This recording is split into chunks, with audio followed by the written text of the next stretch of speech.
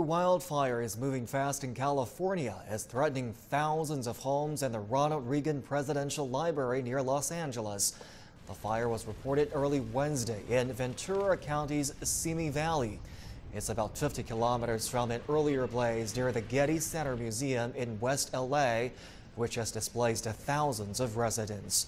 The Simi Valley fire has quickly grown into the most consequential of several new ones. Some 7,000 homes are under evacuation orders, affecting about 26,000 people. Fire has actually burned up on all sides of the Presidential Library and Museum here. We were told to move our van, that we would need a shelter in place up here. I want to give you a look at some of the flames just down below, or the smoke rather, just below us. And that's all you can see here is the smoke. Very strong winds blowing. And this fire again has moved up, but they have staged some very aggressive, impressive water drops and been able to beat back the flames a little bit. John Highbush, who is the executive director for the museum, joins us. Let's step off here a little bit. We're on the ledge here, and these winds are beginning to whip up again. You can see how close we are to the museum here. This is the other side of the museum than we were showing you earlier with those big flames coming up in the back.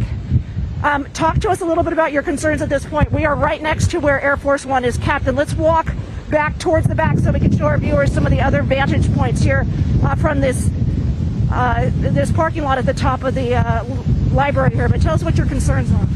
Well, right now the fire is encircling the Air Force One pavilion, where obviously the famous Air Force One sits. It's a national treasure. So hopefully the heroes out here and the helicopters and on trucks that have surrounded the library they're doing a magnificent job. So far the library's been protected, but we're surrounded on all sides by the fire right now.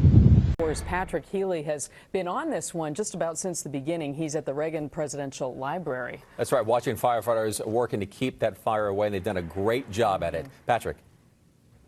They certainly have, Carolyn and Michael, and I have to tell you, never before have we covered a brush fire, wildfire beneath the wingspan of Air Force One. But such is the day this has been. And as it turns out, the Ronald Reagan Presidential Library and Museum had this extraordinary view of the Easy Fire as it exploded this morning and raced south from Tierra Rojada, heading straight towards the Air Force One pavilion. And, of course, the downside of having that great view is it meant that this pavilion and the entire library and museum were right in the middle of the line of fire. We're fortunate enough to have the library's curator, Randall, talk about that this morning, the fact that you are right in the line of fire. And let's maybe take another step over here. Right in the line of fire as that blaze is coming up the hill. Well, it was quite something to see, and Duke Blackwood, the director of the library, and John Highbush, the director of the Library Foundation, were both out here watching and standing right with the firefighters as they were basically hoping that they could contain and keep the fire from overrunning the library itself. I mean, this is a jewel, and Southern California is blessed with it, and you're right in the way of the fire. Well, and it's international jewel, really. And so the items we have here are important to everyone on the planet. There's usually somebody, because the presidency touches everybody on the planet. When you think about it, all the records that we have relate to every continent and every country on it. So this is a place where people can come and do research, and we save that information. So yeah, we have to protect it. And luckily, the defensible space and the work that was done, ahead of time during the design elements of this library and are maintained, as you and I chatted earlier about, even having the goats come out and mow the lawn or in the land around it. Front lines, a raging blowtorch.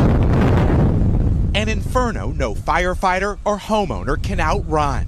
As this fire burns, it's incredibly dangerous with the wind. It's going right up this ridge here.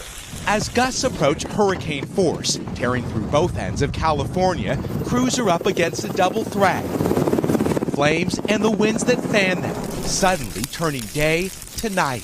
These are the conditions firefighters face in these wind-driven fires. It's not just the flames that are on the move, but these small embers which could spark a new fire a mile away. Deadly conditions outside Los Angeles as residents scramble to flee hillside communities with no time to waste. we saw the treacherous conditions with firefighters. As the winds hit 60 miles an hour, it's blinding out here. Look at how fast the flames are moving. The powerful winds, known as Santa Anas in Southern California, originate from dry, high pressure in the desert, gaining speed while ripping through channels in mountain terrain. This is what they do, and this is what they sound like. It sounded like hell was breaking loose there. I mean, the things were just coming apart. And it was. Firefighters on their heels, playing defense and losing ground. Santa Ana wind's a beast of its own, almost at its mercy. It's the most extreme wind event in the last decade, and it's not over. Crews are trying to hit this fire from the air, but there's little they can do to slow it because the winds are so strong. They could reach upwards of 80 miles an hour later on tonight. But they did find breaks in the weather. The air attack has been a major asset all day long, but it can't beat back all of the flames as they continue to grow. California is under siege, no match for Mother Nature's wrath. The new realities on the front lines as wind-driven fires take aim across the state. And Lester, tonight those winds are really hampering the fight here. Firefighters tried to make a stand here on Highway 23. You can see this major artery in Southern California is shut down. Firefighters tried to make a stand here, but we just heard a short time ago flames actually jumped this highway. That's bad news.